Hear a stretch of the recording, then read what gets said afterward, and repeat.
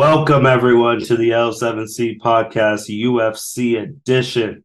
Today, we got some big UFC things to talk to y'all about. There's a big fight night card coming, UFC 281 this Saturday.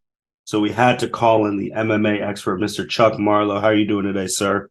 I am doing excellent. How are you doing today, Martin? I'm doing good, man. I'm excited to hear your thoughts on the world of UFC, what happened at 280, quick recap, and we're finally at this 281 card that we've been hinting at for the past couple episodes. Oh yeah, it's a loaded card. It's you look from top to bottom. It's another one of those loaded cards, and they're trying to keep putting on these big events. I'm ready to see. I don't know. This one is just. I think everyone's just concerned about that main event, but we'll get there when we get there. Facts that. So Chuck, before we get to 281, we did preview 280 when that happened. What were some of the biggest moments of UFC 280? Oh well, let matter of fact, we're gonna work our way up. We're gonna do the top three and work our way up Okay. to that main event. We're gonna start off with the fight of the night, though. Peter Yan versus Sean O'Malley. Mm-hmm. I mean, that was probably one of the most anticipated fights besides the main event. I mean, maybe even more anticipated than the main event because everyone loves Sean O'Malley. Whenever you see a Sean O'Malley on a card, he's like the new. I'm not going to say he's the new Conor McGregor because he's not Conor McGregor, but the flashiness, the shit talking, and everything else that goes with who he is as a person, and just his character and his ambiance, his persona that he carries. Everyone in the UFC wants to buy into, and man, that was a fight. It was a hell of a fight. Um, to go against a high level fighter, Peter Yan, who obviously is a one of the best bantamweights there are, if not the best bantamweight there is. And just to see that fight unfold the way it did, and the ending of it, and just the announcement of who won the fight was just shocking to everybody. I'm sorry, Sean. I think you're a great fighter. But I'm pretty sure everyone, not only myself, had Peter Yan winning that fight in the end and by the scorecard. But if you want to take a look at it, it comes down to total strike. So there was 91 to 97 in favor of Peter Yan. And you look at takedowns, he had 6 of 13 and Sean O'Malley had 0 of 1. But when you take a look at it, it's the significant strikes. And I think that's what the judges really took a look at when scoring this card. There was 84 significant strikes compared to 58 in favor of Sean O'Malley. And I think that's really where they decided to judge the scorecard. Because when you look at the takedowns, yes, Peter Yan had a lot of takedowns. He had a lot of ground control time. He was dominating on top, but he didn't have any significant damage or any damage from on top when he was on top of Sean O'Malley. Sean O'Malley was even surprised by the decision at the end of that fight. He was, if you saw it and you looked at his face, he was just like, oh shit, I thought I lost. Like, I have to go back and look at this fight. He even said it himself because he wasn't impressed with his performance. He didn't think that he really won that fight. I mean, he goes on, he wins the win, but I still think he fought at a level that people didn't think. Because I know people went into this fight thinking Peter Yan was just going to completely demolish him and make him look stupid and like make him look like he's nowhere near on his level because Peter Yan is on a totally different level than the rest of those bantamweight fighters. And so for people to see Sean O'Malley compete actually with him and make it an entertaining fight and win in the end based off the judges' scorecards, because it was via split decision. So I think that was one of the best fights on that card. That's why I got fight of the night. It was the best fight on that card that whole night. Is there any talks for a rematch or are they done? Um, it's probably going to be done. I think they're going to try and leverage Sean into against Aljamain Sterling. They want to look at how that's going to look. They want to put him for that title shot because they want to get Sean O'Malley the belt because Sean's just such a high level draw that if he gets the belt, people are going to buy pay per views. They know not that many people are buying pay per views where you have Aljamain Sterling as the headline. They would buy into Sean O'Malley more than they're going to buy into Aljamain Sterling, which I think is partially why Sean got the win. I mean, that's what other people are thinking as well. But who knows? I think it's going to be Sean versus Aljamain next fight, and they're going to try and get him that belt.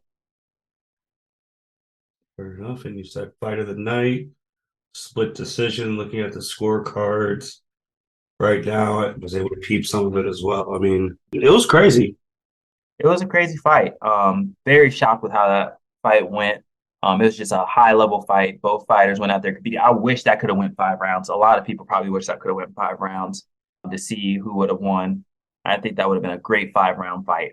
I think they should start just putting it to where if they think it's that close, let's just make it a 5 round fight and keep them in the ring. For people who don't know, Chuck, what allows a fight to be only 3 rounds or 5 rounds? How's that work? So usually it's main events are always 5 round fights. So if you have a fight Mm-hmm. night, even if it's not for a belt, it's going to be a 5 round fight. If it's for a belt, it's a 5 round fight automatically. Sometimes there's exceptions. I think it was like Nate Diaz and someone else. I think Leon Edwards, maybe they only made the exception for a 5 round fight for that one. As a co-main, there's only a few times they'll throw in an exception for a 5 round fight if that's what the people really, really, really, really want, or if that's what they want to try and advertise. But most of the time, it's always going to be a 3 round fight. Chuck, what were some other fights on this card that you want to hit on before we get to 281? So we're going to move right on up to Aljamain Sterling and TJ Dillashaw. Mm-hmm. Um, that was a very, I wouldn't say it's an anticlimactic fight. It was a good fight. I think TJ Dillashaw really tried. He tried his hardest, but he had that dislocated shoulder coming into the fight. And he let the referees know, like, hey, look, my shoulders are going to pop out a few times. I'm going to try and pop it into place. Please don't call this fight. Don't end the fight. If you see my shoulder pop out, I'm going to fight regardless, which I think that just speaks to TJ Dillashaw's toughness, his grit, his ability to just keep on grinding, even through injury, and just try to that's the warrior mentality. That's what people love to see, someone who gets hurt and doesn't back down. They just try and bite down and they try and figure out another way to try and get a win. But in the end, Aljamain Sterling, he did what he did. He executed the game plan well. He did what he needed to do. He wrestled him, got on his back like most people anticipated. He backpack Aljamain Sterling, just riding people's back per usual. Got on his back, did most of his damage from there on the ground. TJ Dillashaw couldn't get up. He couldn't push down enough. He didn't have enough leverage, and he didn't have enough strength in that shoulder or arm to push up and get up in the fight. So that's ultimately what caused him that fight. You look at the strikes, it's 148 strikes to 13. That is, you're not winning a fight like that, obviously. You had 5 of 8 takedowns compared to 0, 2 submission attempts, 72 significant strikes compared to 8. He just blew him out of the water. He executed the game plan well and got the TKO. I mean, there's nothing that really TJ Dillashaw could have done in that position. You're going against a high-level wrestler and you're fighting one arm, basically. So, I mean, it was his fight to lose. So where does TJ go from here? I think TJ, you just hit the drawing board again. You rehab, get that shoulder back into good health. I think we will definitely see him back up there. He's one of those top bantamweights. He just wants to get his belt back. I mean, he was one of the people who took over Cody Garbrandt back in the day when him and Cody had that famous rivalry, and he took the belt from Cody. And then he got suspended for PEDs for 2 years. So to see him back there at that high level, he's definitely he'll be back.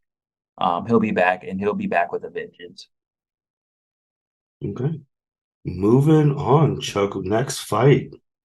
Oh, we're gonna go into the main event. This is what everybody was looking forward to. Mm-hmm. Islam versus Charles Oliveira.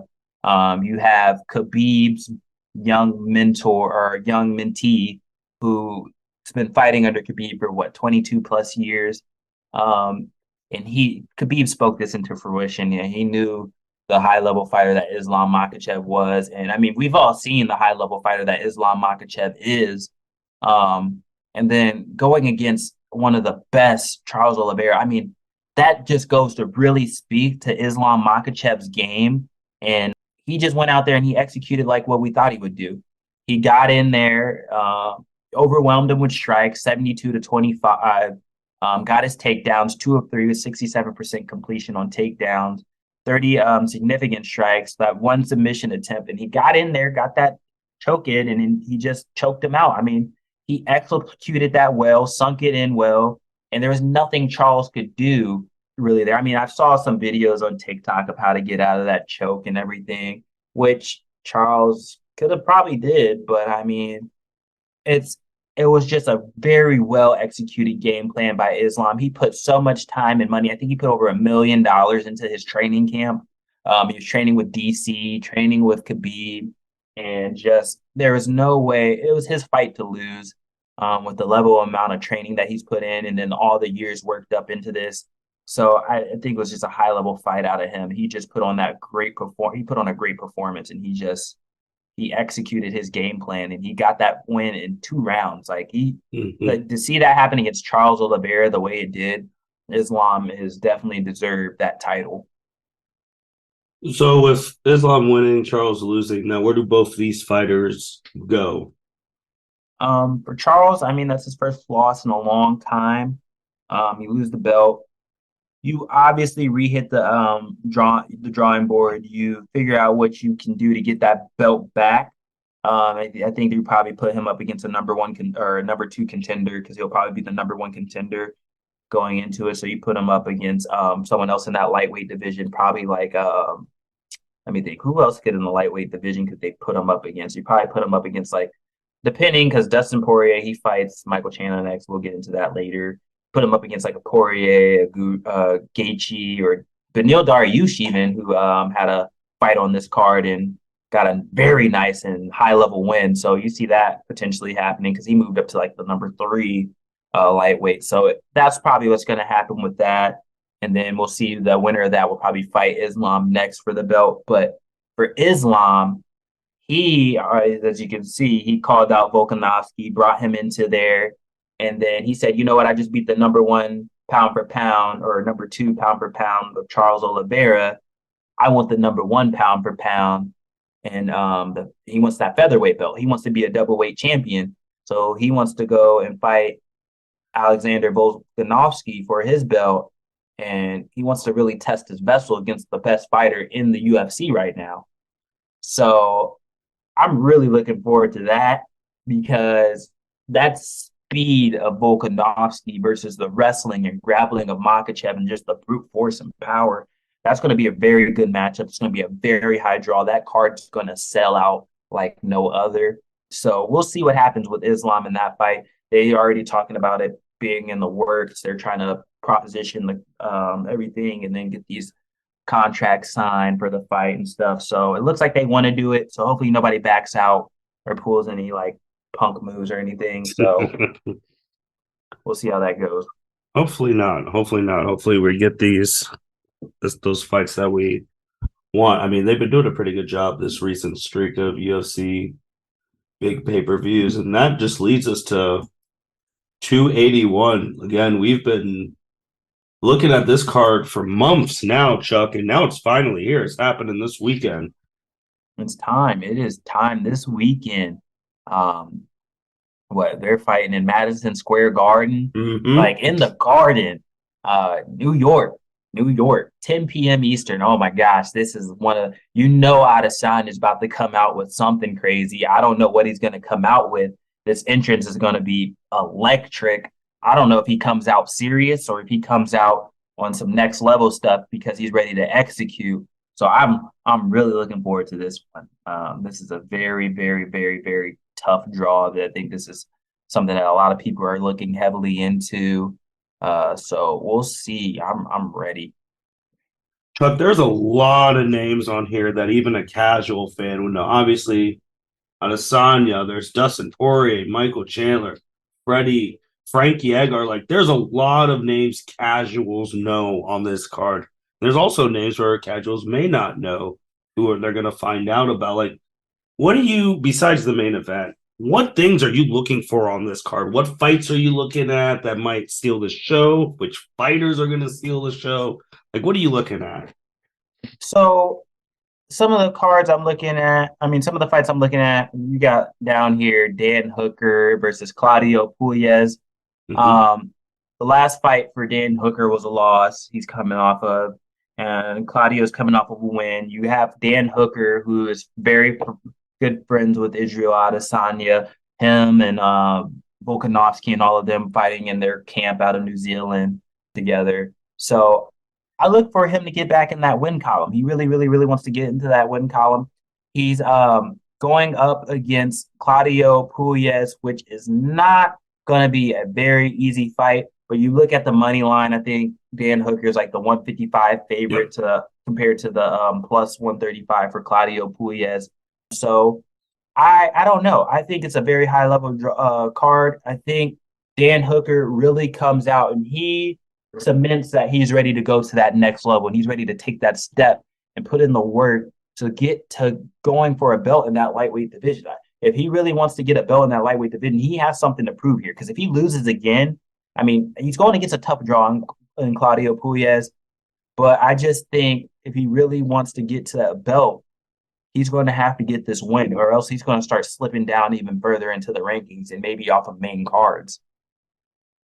I agree. I agree. So who are you taking? I got Dan. I think Dan really.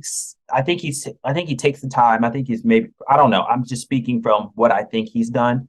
I think he's taking the time. He's really sat there with Adesanya and Volkanovski, and I think he just can't settle for being.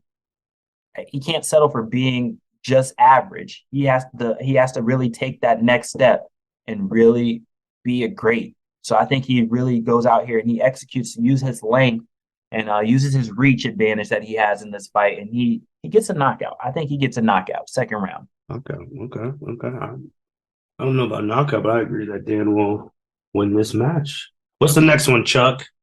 You move up, you got Frankie Edgar, very seasoned fighter, one of the greats, one of the goats. I'm not gonna say like the goat, but he's one of the goats going against Chris Gutierrez. Um, Frankie's coming off a loss. Then you have Chris coming off of a win. I think the when you look at the odds, I think Chris Gutierrez is like the 205 favorite compared to the plus 175 for Edgar. Um, I don't know. I feel like maybe Edgar, I think he still has a chin on him, even though he's old. And I think he might try and pull something out. But I think Chris Gutierrez is trying to solidify his win, solidify his name. And he's trying to get a ranking next to his name. And if you beat a legend in Frankie Edgar and potentially send him into retirement, I might just be speaking some things into existence. Even if he wins, I think maybe he might go into retirement. Um, I think if you get that win out of Chris Gutierrez, he gets a ranking next to his name because he's coming off of a win. If he keep that win streak going, I think he'll end up just moving up into the rankings. And I think he'll get that number next to his name and keep up in that bantamweight division because that bantamweight division is so loaded with fighters.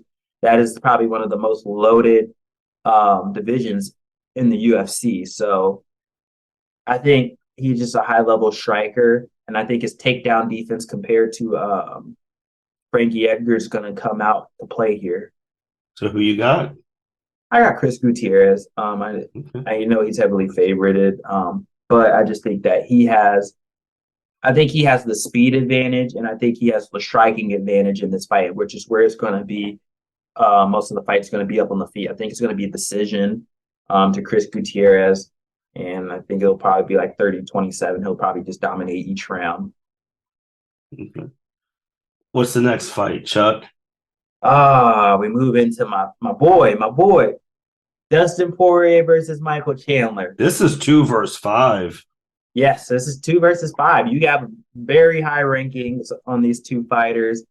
I'm very excited for this fight. I don't know why. I just know whenever there's a Dustin Poirier fight, I know that it's going to be high level. I know there's going to be a lot of drama.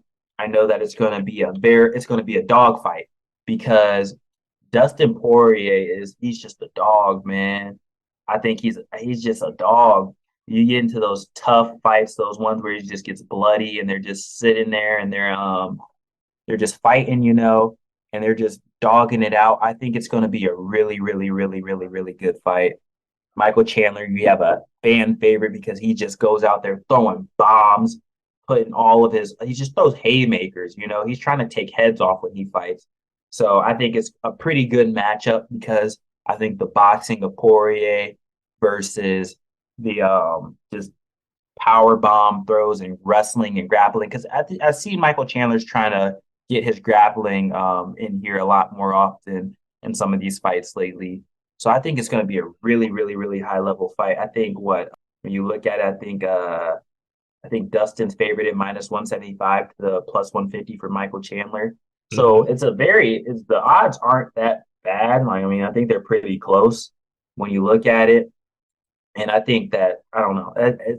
I think the punches strikes landed per minute are slightly favored to Dustin by point 0.5, and I think his absorb per minute is advantage point 0.6 less than Michael Chandler's, and I think he has just a higher strike defense when deflecting and dodging punches. So I think that's going to come out into play because when you have a fighter like Michael Chandler who's throwing a lot of bombs, and you have just a very elusive and tough, dirty boxer in Dustin Poirier who likes to dodge and slip in and get into those avenues, I think that's going to come into play a lot. And I think it's going to catch Chandler a lot of times. And I think it's just going to be one of those heavy fights heavy fights where you see Chandler get hit with a bomb. I mean, not Chandler. You see Poirier get hit with a bomb, but he regains himself, regains his knowledge, and he just knows that another heavy bomb is going to come. He slips it and he catches him with some things. So I think it's going to be a back and forth fight. But I have Poirier, probably in like the I don't know. Was this a 3 round fight? Yeah, it's a 3 round fight. I don't know. I got Poirier, but I just don't know how it ends. If with the winner, is the winner going to get a title shot? I don't think the winner gets a title shot. I think the winner, because if you look at it, Dustin Poirier has had his chances at the title. Chandler has had a few chances at the title. And I think for both of these fighters, it's just I think they're just trying to put on shows now at this level. And I know they're trying to get a belt, but they're picking their fights. Like Poirier's, he's come out and said he's picking his fights. It's not that he's like trying to pick and choose and dodge fights, but he's trying to pick fights to better himself. And Mm-hmm. so I know that the type of fighter Poirier is, he'll know when he's ready for a title shot again. And he'll know when he wants to go against somebody for that belt. Because I mean, you got Islam Makhachev holding that belt, so that's not going to be an easy fight. You still got to watch out for Charles Oliveira in that division and a few other people in that lightweight division. It's not going to be easy to get to that belt. So I think they're going to pick their fights. They're seasoned fighters. They're pretty old, up there in age. So they're going to pick the ones that mean something to them and are going to be able to get them leverage into that title shot and get them the experience and ready for that next shot. Okay. Okay. Chuck, next fight. Oh, this one I'm ready for. I love this fight. My girls over there fighting Zhang Weili. Oh man, versus Carla Esparza. I'm just gonna go out and say it already. I got Zhang. I got Zhang. I can't bet against Okay. Zhang. I think she Over the wants that. champ. Oh yeah, I think she wants that belt back. You see that video of her picking up Francis Ngannou like it's I nothing? did. I saw it. I was For Zhang, concerned. I mean maybe steroids, but no, I'm just like but she's the fighter like Zhang Weili. I think she's really determined and she's cut her hairs. You know, she's set her mind up. She wants to get that belt back. She's 22-3. Carla Esparza, I think she's a great fighter. I think she's a good boxer. I think she's a good. I don't know. I just think that Zhang's better. I don't think that Carla Esparza. I mean, have you seen the fight against Rose? I think she actually performed well. I think Rose fought that fight to lose.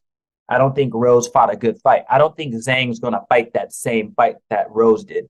Zhang is the type of fighter she's going to go out there and she's going to be a risky fighter. She's going to put her chin out there. She's going to take some hits, but she's going to throw a bunch back. I guarantee you that. I think she's been working with those new coaches. I can't remember which coach exactly, but if you saw in her last fight, she's utilized her wrestling. I think she was working with Raya. I might be wrong, but she's been doing a lot of wrestling. She's been doing some grappling. She's been utilizing her strength a lot more, and I think that's going to come into play a little bit with getting some takedowns. I don't think that Carla has enough strength to be able to defend her in the takedown realm. I think Rose was more technical, and that's why she could avoid a lot of the takedowns with Zhang. And I think that she had a lot. a lot more high level fighting than Carla Esparza. I don't think that Carla Esparza is the high level fighter that people see her as. Only because I think Rose fought that fight to lose. I don't think she fought that fight because I think that she could have beat Carla. I just don't think that she really tried her best to win. And with Zhang, I know she's gonna take risks. Rose didn't take any risk. She thought she was winning, and she just kind of was like, it is what it is, you know. And I think that Zhang's gonna put her chin out there and she's gonna throw some bombs. And she's gonna hit Carla. And Carla, I don't think is gonna know how to respond to that because Zhang has some power. And I can see that being a fourth, maybe third round KO, maybe submission even from Zhang Weili. And I think what she's there's no money line on it, but I wouldn't be surprised if the Oh, that's because I think it's even odds for pick'em. I looked at it, it's even. Yeah. I don't know though if it's really that even, but we'll see. Yeah, that is the women's strawweight title belt match. Then you get main event. Israel, man. Israel versus Alex, the rematch. I mean, this is what people want to see. I know this is what everybody wants to see. This is a crazy fight. I think this is just a crazy matchup, only because the reason why this is so crazy and so anticipated is because the fights we've seen from Alex Pereira ever since he's gotten here into the UFC, the shit we've seen out of this fucking man has been absurd. Like, to understand that this man has one of the most dangerous left hooks in the UFC, and the fact that people know it's coming and still can't stop it, it's absurd. And then the fact that we already know he's beat Israel Adesanya. He's only one of the only people to knock Israel Adesanya out flat on his back, just out cold. I don't know if anybody's seen that fight. If you get it some time, go look up into those kickboxing days, those Muay Thai days of Israel Adesanya and Alex Pereira. Watch those videos. Watch this man's skill and the dangerous striking this man has. It's on another level, and it's on the same level, if not better, than Israel Adesanya. But Israel Adesanya's had so much experience. He's had so much time to develop and so much time to prep for this fight. And he's such a different fighter than what he was from then. He's matured. He's grown up. He's figured out how to pick his strikes a lot more. So, and he's less dangerous with the shots he tries to take. So this is a high draw card. I think this is what really pulls people in because you have a 23-1 fighter versus a 6-1 fighter. And that only loss that 23-1 fighter has is to the other guy who just now came into the sport and is over here taking over by storm. I don't know. I'm really looking forward to this. I think it's going to be a high level striking fight. I think it's going to be one of those ones where you're not going to be able to keep your eyes off the screen because you look away for 1 second and someone might knock someone out just out of nowhere. And it's going to be boom. You're going to be like, oh my gosh, what the fuck did I just, like, what just happened? Like, it's going to be one of those because it doesn't, we don't know which round it's going to come in. I can't predict the round, but it's going to happen just like that. And I think it's going to be a knockout. I don't know who's going to get knocked out. I really can't pick a favorite in this one. And I can't really decide, but I think it's going to be a knockout and it's going to happen like boom. And people are just going to be like, whoa, where the hell did that come from? And don't be surprised if you see Israel Adesanya try and wrestle, because I think that's a weakness that Pereira might have. And I think that Israel working with Volkanovski and Dan Hooker, he might have worked on his wrestling a little bit just because he might be that intimidated by the striking of Pereira. Chuck, I gotta ask you, who you got? Oh man, I don't want to bet against Izzy versus someone who doesn't have that much experience in mixed martial arts. I know he has experience in the realm of MMA, and I know Israel has experience against fighting him. But oh, the draw of Alex. I got Izzy. I got Izzy. I think Izzy fights a smart fight. I think Izzy is smart, and I think he might be. The only concern I have about it is I think he might be over smart, and I think he might accidentally play it like Rose a Rose situation where he might play over defensive. And you've seen him versus someone like Yoel Romero early in his career. So hopefully he's learned against that fight where people were bored and booed. And because all he did was play super defensive. So I don't know. And I think he'll be scared to have another fight like that. I don't know. It's a lot of different things that go into this. I got Izzy though. I'll take Izzy. I don't know when or how or where. I know this fight's going to end in a knockout from somebody. I think that Izzy might just be the one to do it. I feel like as the champ and with the experience, I feel like Izzy is the one who has more to prove in this fight. And that's crazy to think about. From someone who's only had 7 fights in MMA, he doesn't have as much to prove against someone who's had 24 fights. That's not something you really ever see that often. Right. Like just because he's beaten him before, and I know how he is. I know it's a big deal. I just saw it's announced Izzy. For those who probably won't be listening by then, but you can watch this part on YouTube. Izzy's going to be on First Take tomorrow at 11:15. So you know it's a big fight, man. I feel like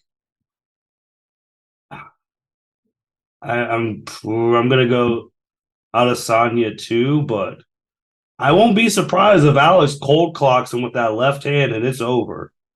I won't be surprised if I see a high kick. Mm, He might switch it up. He might feint the left. He might feint the left and hit him with a right just because I don't know. And the thing is, you also have the mental aspect of it. There's a mm, huge mental aspect that goes into this. Losing to someone before, because when you go into a fight, I think as a fighter, usually you go in there like with the mindset, I can beat this guy. I can yep, beat this guy. You don't ever go in with the mindset, I'm gonna lose. yep, Because once you do that, you're it's at a over. disadvantage. Yep, But the fact that he's already lost to him, that's a mental aspect that might hinder him. yep. So I'm really excited for this fight. I mean, I know a lot of people are. Madison Square Garden, sold out arena, and Izzy's going to make an entrance. Oh He's going yeah. to make an entrance. So and just the smack talk that's been coming up behind this. You've seen Alex been playing UFC 4, and he's predicting like how the knockout's going to happen. And it's just, oh, this is just going to be a really good card. All right. Chuck, anything else before we close up? Any plugs you want to plug? There's going to be a few fights afterwards. Look for Lewis versus Spivak.